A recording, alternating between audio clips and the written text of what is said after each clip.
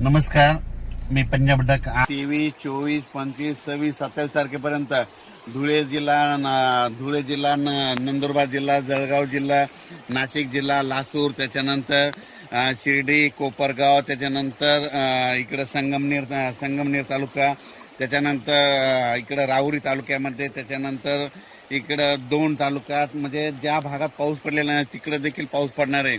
विदर्भात देखील तुम्हाला सांगतो 6, 5, 11 जिल्ह्यामध्ये 27 तारखेपर्यंत चांगला पाऊस पडणार आहे. म्हणून काही चिंता करायची गरज नाही.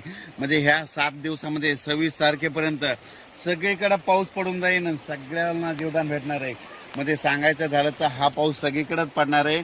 दररोज वेगवेगळा भाग घेत राहणार आहे. म्हणून हा अंदाज लक्षात घ्यायचा. तर पाहू शकता, हे पाऊस सगळ्या महाराष्ट्रामध्ये सुरू झालाय.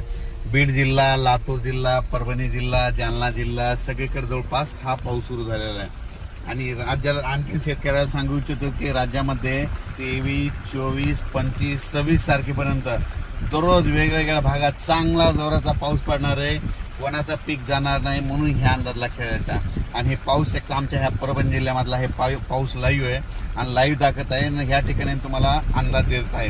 तर राज्यात सांगायचं झालं तर धाराशिव जिल्ह्यामध्ये पाऊस कमी होता, तर काल धाराशिवकडे गेलो होतो, तर तिथल्या शेतकऱ्याला तिथं आनंदाची बातमी दिली. त्याच्यानंतर बीड जिल्ह्यात देखील गेलो होतो, कडाष्टीकडं, तिकडे देखील सांगितलं की बीड जिल्ह्यामध्ये देखील पाऊस येणार आहे. तर बीड जिल्ह्यामध्ये रात्रभर पाऊस चालू आहे. त्याच्यानंतर जालना जिल्ह्यामध्ये रात्रभर पाऊस चालू आहे. परभणी जिल्ह्यामध्ये रात्रभर पाऊस सुरू आहे. नांदेड जिल्ह्यामध्ये रात्रभर पाऊस सुरू आहे. 12 तास झाले सारखा पाऊस चालू आहे.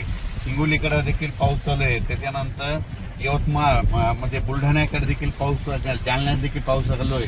आणि हे आमच्या बघा परभणी जिल्ह्यामध्ये इतका पाऊस चालू आहे, जालन्याकडे चालू आहे, तर पूर आलाय नदीला. तर हे तुम्हाला लाईव्ह दाखवत आहे.